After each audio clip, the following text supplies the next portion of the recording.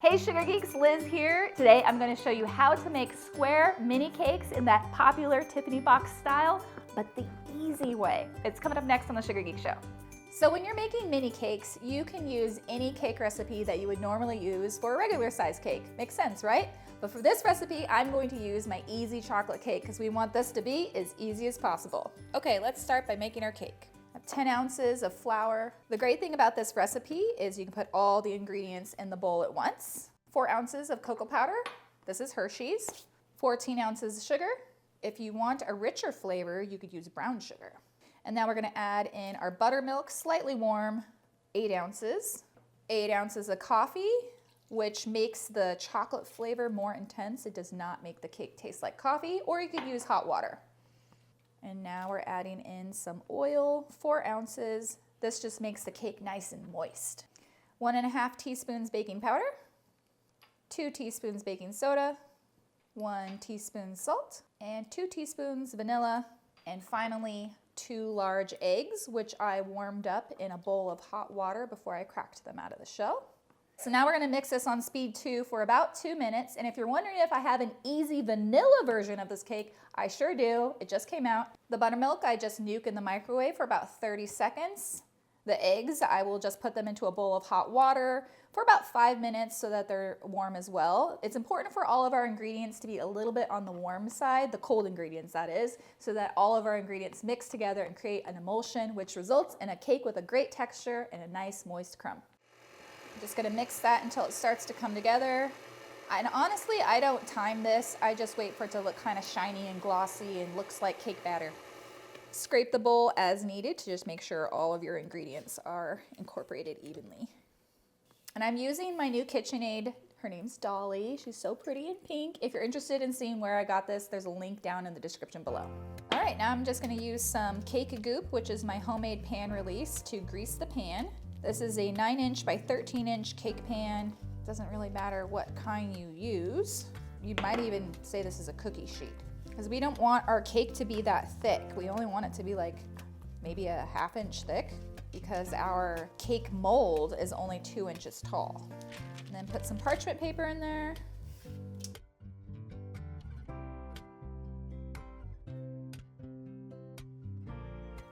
And now I'm gonna put that into the oven at 350 degrees for about 15 to 20 minutes, or until the center looks baked. Now that my cake is cooled down a little bit, I'm gonna go ahead and trim the top off because I want very thin layers and I want them to be even, so the easiest way to do that is to use your cake pan as a guide, right? And then you can have leftover cake to eat, so win-win. So now I'm gonna flip my cake out onto a cooling rack. And now I'm going to put this in the freezer to cool down. All right, so let's go ahead and make our easy buttercream. Again, you can use any kind of buttercream, ganache, anything that you would normally use for a cake. So this recipe is very similar to a Swiss meringue buttercream, but we don't have to heat the egg whites because we're using pasteurized, which means they have already been preheated and safe to eat. This is 6 ounces, and to that we're going to add 24 ounces of powdered sugar. Okay, now we're gonna whisk this on high for 5 minutes, and what that's gonna do is dissolve the sugar completely so you don't have any graininess in your mouth. 2 teaspoons vanilla, 1/2 teaspoon salt. All right, so now we're ready to start adding in our room temperature, AKA slightly softened butter in chunks, just so it starts incorporating. If your butter is too cold, it's gonna look curdled and broken. So by room temperature, I mean like a room that's 70 degrees. It needs to be able to hold its shape still, but smushy, right? All right, so when you start getting this weird donut shape going around, that means it's time to take some out and put it in the microwave. We're gonna take maybe 2 cups out and microwave it for about 30 seconds, and that's gonna help it all come together and get really smooth. You could just let it keep whipping, but I'm impatient. So I have my slightly softened buttercream, and I'm gonna pour that right back in. So like I said, you can use any kind of buttercream when you're making mini cakes, but you probably want to stay away from using whipped cream or cream cheese frosting because we're covering these cakes in fondant, which will like turn to a watery mess when it's in contact with those two things. But if you want to use cream cheese or whipped cream, you can glaze with mirror glaze and it will be beautiful and delicious. Once it looks white and fluffy, you take your cat spoon and you take a little bite to make sure it doesn't taste like butter. nice. If your buttercream has like a butter flavor, it just means you haven't whipped in enough air. So don't be afraid to keep whipping it for up to 8 to 10 minutes, maybe even more depending on your mixer, because that's what's gonna make it have that really yummy like ice cream flavor. And now I'm going to mix this on low with my paddle attachment to work out the bubbles. All right, it's been about 15 minutes and I can tell my buttercream is super, super smooth now. It doesn't have really any bubbles in it. It's very soft, which is definitely what we want for this. So you do need some molds. These are super inexpensive. I got them from Amazon.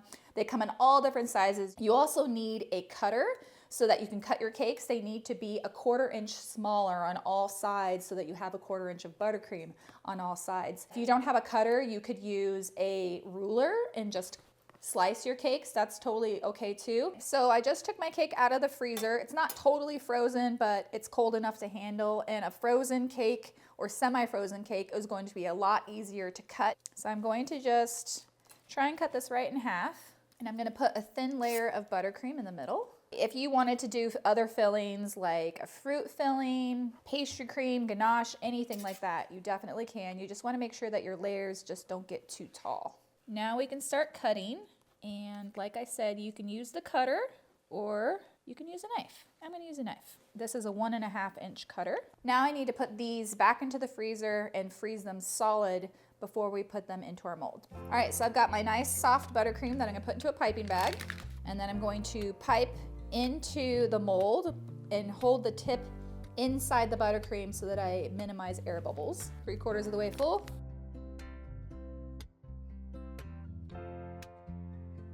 Then we're gonna take our frozen squares and push it in. Ooh, satisfying.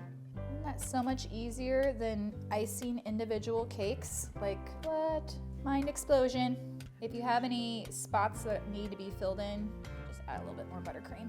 If the sides of the mold bulge out, use your hands to reshape them back into squares before you freeze them. And then we're gonna use our offset spatula to just scrape off the excess, fill any holes. I would say put these into the freezer for about an hour. All right, so now we get to just pop these guys right out of the silicone mold. Oh my God, that was so easy. So now I'm going to just place these on a sheet pan, keep them nice and cold in the fridge while we prepare our fondant.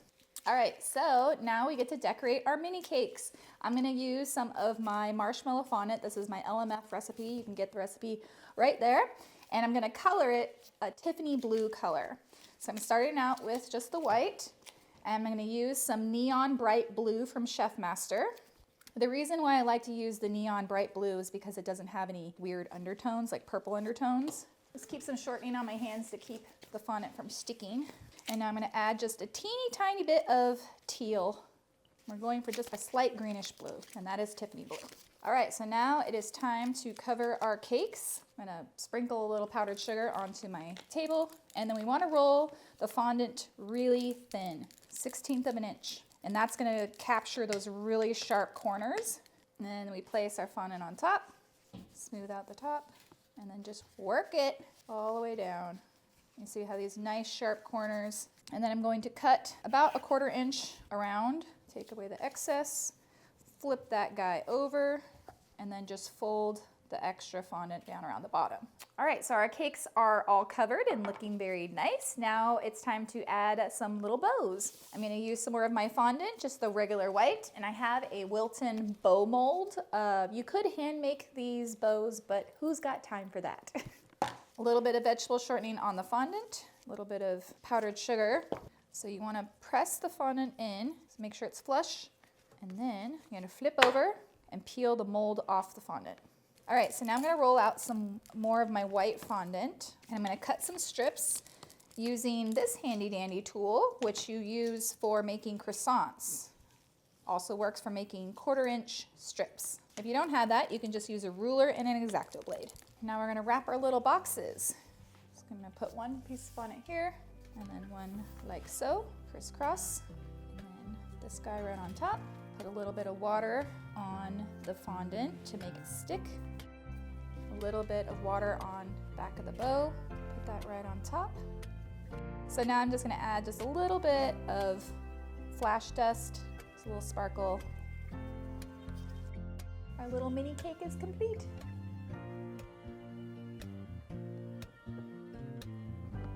It tastes like a ding dong. And I'm not mad about it. So that's it. That is how you make mini cakes the easy way. I'm Liz, and I will see you all in the next video. Bye. All right, I'm finishing you off. Hi, have you been injured in an accident? Hello, we've been trying to reach you about your car's extended warranty.